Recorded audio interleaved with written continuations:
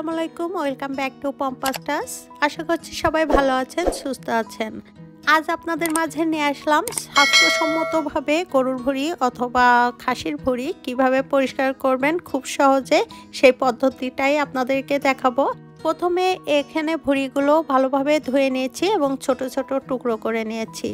একটি বড় পাতিলে পানি গরম করতে দিয়েছি। পানিটা এরকম বলক উঠে আসলে এরকম ছোট ছোট টুকরো টুকরো করে রাখা ভুঁড়িগুলো আস্তে আস্তে সাবধানে দিতে হবে।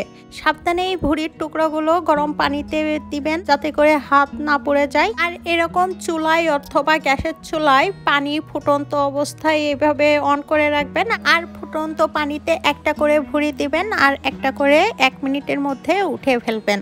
ভুঁড়ির টুকরাগুলো আস্তে করে পানিতে সাবধানে দিতে হবে 1 মিনিটের মতো। 1 মিনিট পরেই কিন্তু আমি উঠে নেব।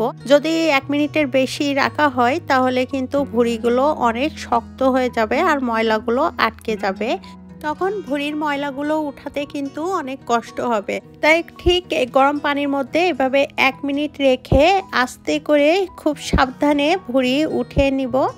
এরপর 2টি স্টিলের চামচ নেবেন, এইভাবে এক সাইডে ধরে রাখবেন যাতে করে হাতে গরমের তাপটা না লাগে, আর একটি দিয়ে এভাবে পরিষ্কার করতে থাকবেন। দেখুন আমি কিভাবে পরিষ্কার করছি, একটু লক্ষ্য করে দেখুন। এই যে দেখতে পাচ্ছেন পুরো ভুঁড়ির এই পাটটা কিন্তু পরিষ্কার করতে অনেক কষ্ট।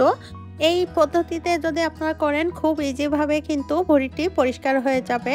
কোনো রকম চুন, সোডা, ভিনেগার অথবা কেমিক্যাল ছাড়াই কিন্তু ভুঁড়ি স্বাস্থ্যসম্মতভাবে পরিষ্কার করতে পারবেন। এই দেখুন ভুঁড়িটি খুব ভালোভাবে আমি কিন্তু একটু ঘষা দিলেই কিন্তু ময়লাটি উঠে আসছে, কিন্তু ভিতরে ভিতরে এই যে 4 কোনা মতো, এই জন্য এটি উঠাতে একটু কষ্ট। একটু প্রেসার দিয়ে দেখুন আমি কেকে পরিষ্কার করে নিচ্ছি। আর এই স্টিলের চামচ কিন্তু খুবই ইজি হয়। আপনারা চেষ্টা করবেন এরকম বড় স্টিলের চামচ দিয়ে পরিষ্কার করতে, আর স্বাস্থ্যসম্মত ভাবেই কিন্তু ভুঁড়িটি পরিষ্কার করতে পারবেন কোনো রকম কেমিক্যাল ছাড়াই। তো খুব লক্ষ্য করে দেখুন ভুঁড়িটি কিন্তু একদম পরিষ্কার হয়ে গেছে। পরবর্তীতে আমি ধুয়ে ফেলবো, তখন এই ময়লাগুলো চলে যাবে। এর ভিতরে কিন্তু আর কোনো ময়লা নেই। আপনাদের সুবিধার্থে আমি আরেকটি ভুঁড়ি পরিষ্কার করে দেখাচ্ছি। দেখুন এখানে কিন্তু এই ধরনের ভুঁড়িগুলো আবার পরিষ্কার করতে খুবই সোজা। এই যে গরম পানিতে দেওয়ার পরে 1 মিনিটের মতো রাখবেন, দেখবেন এইভাবে ময়লা কালো অংশগুলো খুব সহজেই কিন্তু রিমুভ হয়ে যাবে। তো স্টিলের চামচ দিয়ে কিন্তু খুব সুন্দরভাবে পরিষ্কার হয়ে যায়, আপনারা দেখতেই পাচ্ছেন। আর একটু একটা ঘষা দিলেই কিন্তু উঠে যাচ্ছে। একটু প্রেসার দিয়েই করতে হবে কাজটি। তো এইভাবে কিন্তু আমি পরিষ্কার করে নিয়েছি ভুঁড়িটি। এইভাবে প্রত্যেকটি ভুঁড়ি পরিষ্কার করে নিব একে একে। গরু বা খাসি যেই ভুঁড়ি হোক না কেন আপনারা এই সেম পদ্ধতিতে পরিষ্কার করবেন, দেখবেন খুব সহজেই কিন্তু অনেকগুলো ভুঁড়ি একসাথে পরিষ্কার করতে পারবেন। আর এখানে কিন্তু আমি 2টি ভুঁড়ি খুব কম সময়ের মধ্যে পরিষ্কার করে নিয়েছি। এরপর যেটি করবেন, বড় একটি গামলায় পানি নেবেন পরিষ্কার, আর এইভাবে একটা একটা করে ভুঁড়ি পরিষ্কার করে ভিতরে যে ময়লাগুলো লেগে আছে এগুলো উঠে ফেলবেন। আর এরপরে একে একে সব ভুঁড়িগুলো এইভাবে পরিষ্কার করে নিতে হবে।